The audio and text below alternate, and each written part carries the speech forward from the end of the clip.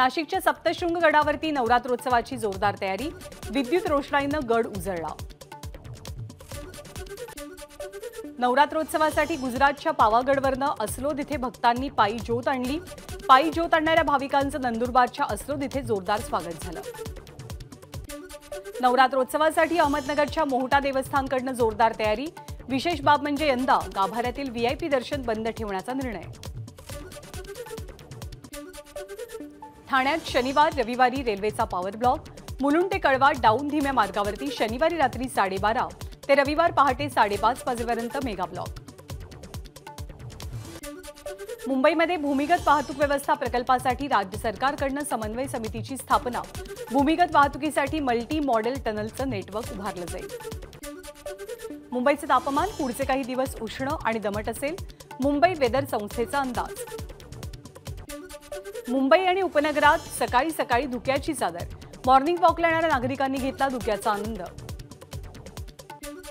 भंडाऱ्याच्या मोहाडीमध्ये दाट धुक्याची चादर, धुक्यामुळे वाहनांची गती मंदावली। वर्ध्याच्या भानापूरमधील शेतकऱ्यांना आपल्या सोयाबीनच्या पिकावरती रोटावेटर फिरवला। काढणीचा खर्चही निघत नसल्यानं शेतकरी हवालदिल। निवडणूक आयोगाच्या निकालाच्या विरोधात सुप्रीम कोर्टात सुनावणी।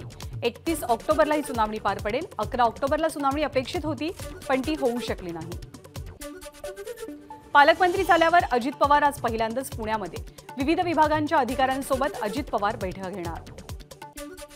टोल दरवाढीवरती राज ठाकरेंच्या निवासस्थानी बैठकीला सुरुवात। मंत्री दादा भुसेंसह अनेक अधिकारी शिवतीर्थावर। MH4च्या गाड्यांना टोलमाफी देण्याचा सरकारचा विचार। सविस्तर बैठक घेऊन लवकरच निर्णय जाहीर करणार। मुख्यमंत्र्यांचं राज ठाकरेंना आश्वासन। पंतप्रधान नरेंद्र मोदी उद्या मुंबईत आंतरराष्ट्रीय ऑलिम्पिक समितीच्या 141व्या सत्राचं करणार उद्घाटन। 40 वर्षांनंतर भारतात आंतरराष्ट्रीय ऑलिम्पिक समितीच्या सत्राचं आयोजन। शिवसेनेचे खासदार संजय राऊत यांनी टीका करताना सभ्य भाषा वापरावी।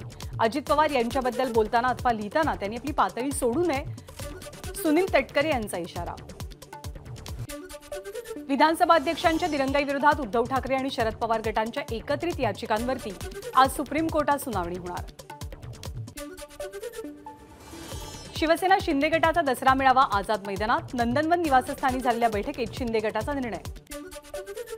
ठाकरे गट शिवतीर्थावरती दसरा मेळावा नावाला घेतात, ते लोकांची सहानुभूती मिळवण्यासाठी हा मेळावा घेतात। मंत्री दीपक केसरकरांची टीका। जयंत पाटील आणि अमोल मिटकरींची गुप्त भेट झाल्याची सूत्रांची माहिती। तर जयंत पाटील यांच्यासोबतच्या भेटीबाबत अमोल मिटकरींना विचारलं असता वेळ आल्यावरती काही गोष्टी सांगणार असं सूचक वक्तव्य। अजित पवार मुख्यमंत्री होणार हे स्वप्नच राहणार, शरद पवार यांचा अजित पवारांना टोला। तर शरद पवार जे बोलतात त्याच्या अगदी उलट अर्थ घ्यायचा असतो। अजित पवारांच्या मुख्यमंत्री पदावरनं शरद पवारांच्या वक्तव्याला अमोल मिटकरींचं उत्तर।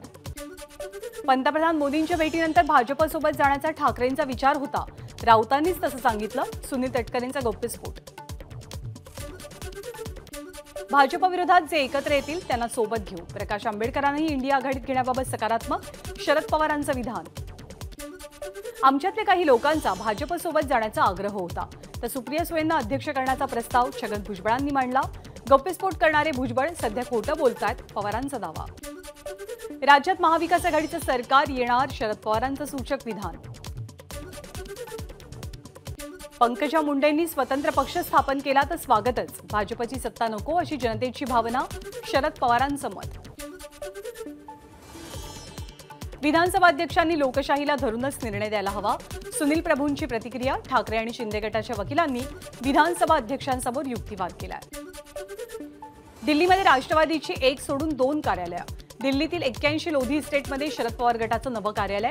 81 लोधी इस्टेट हे खासदार सुप्रिया सुळेंचं शासकीय निवासस्थान आहे।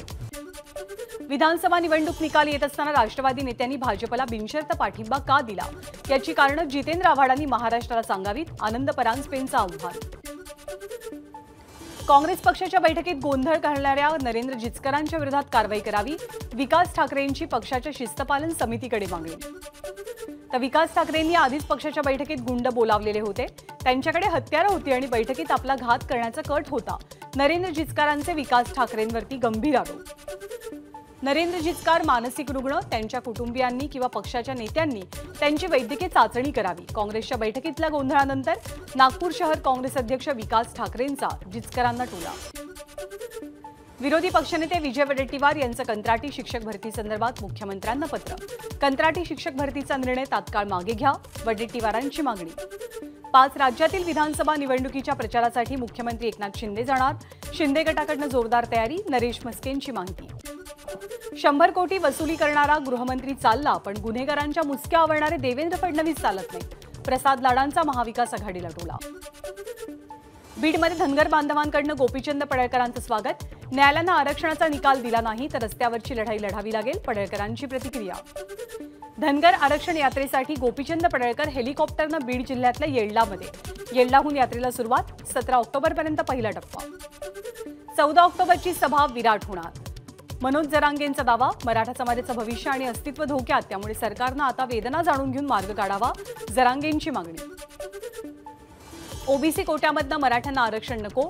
समता परिषदेच्या बैठकीमध्ये छगन भुजबळांच्या निशाण्यावरती जरांगेंच्या सभेसाठी 7 कोटी आले कुठून, भुजबळांचा सवाल. ससूनची चौकशी समिती म्हणजे केवळ फार्स, रवींद्र धंगेकरांचा आरोप. ललित पाटील प्रकरणाची निवृत्त न्यायाधीशांच्या अध्यक्षतेखाली चौकशी करावी, मुख्यमंत्र्यांकडे केली मागणी. ठाणे पोलिसांच्या विरोधात उभाटा गटाची हायकोर्टात याचिका. होऊ दे चर्चा या मीटिंगला दिलेली परवानगी पोलिसांनी रद्द केल्यामुळे ठाकरे गट आक्रमक. बीडीडी चाळ पुनर्विकास प्रकल्पाचा म्हाडा उपाध्यक्ष संजीव जयस्वाल यांच्याकडून आढावा. बीडीडी चाळ पुनर्विकास प्रकल्प 2024 पर्यंत पूर्ण करण्याचे जयस्वाल यांचे निर्देश. मध्य रेल्वे नवीन उपनगरीय लोकल स्थानक उभारणार. अंबरनाथ ते बदलापूर दरम्यान चिखलोली या नवीन स्थानकाची उभारणी केली जाणार. नाशिकमधल्या बागलाण पंचायत समितीच्या वतीनं अमृत कलश यात्रा. हातात कलश घेऊन सटाण्याचे आमदार दिलीप बोरसे यांनी संबळ वाद्यावरती नृत्य केलं. राज्यातील दांडी आयोजकांना प्राथमिक आरोग्य सुविधा आणि रुग्णवाहिका ठेवणं बंधनकारक, मुख्यमंत्र्यांचे आदेश. मुस्लिमांना 8% आरक्षण द्यावं आणि त्यांचा 2B प्रवर्गामध्ये समावेश करावा, या मागणीसाठी सोशल डेमोक्रेटिक पार्टी ऑफ इंडियाच्या वतीनं जिल्हाधिकारी कार्यालयावरती धडक मोर्चा. भूषण पाटील आठवड्याला 50 किलो एमडी ड्रग्ज बनवत असल्याचं समोर. नाशिकमधल्या कारखान्यात दर महिन्याला 200 किलो एमडी ड्रग्जचा साठा केला जात होता, डीसीपी अमोल झेंडेंची माहिती. शेतकरी कामगार पक्षाचे आमदार विवेकानंद पाटील यांची स्थावर मालमत्ता ईडीकडून तात्पुरती जप्त. एकूण 152 कोटींची मालमत्ता जप्त करण्यात आल्याची माहिती. कुणबी नोंदीचा विहिरीवरील मोटेच्या चाकाचा पुरावा. चाकावरती कुणबी अशी नोंद. सरकारनं गठीत केलेल्या शिंदे समितीला जालना दौऱ्यावरती असताना एका शेतकऱ्यानं हा आगळा वेगळा पुरावा सादर केला. एबीपी माझा, उघडा डोळे बघा नीट.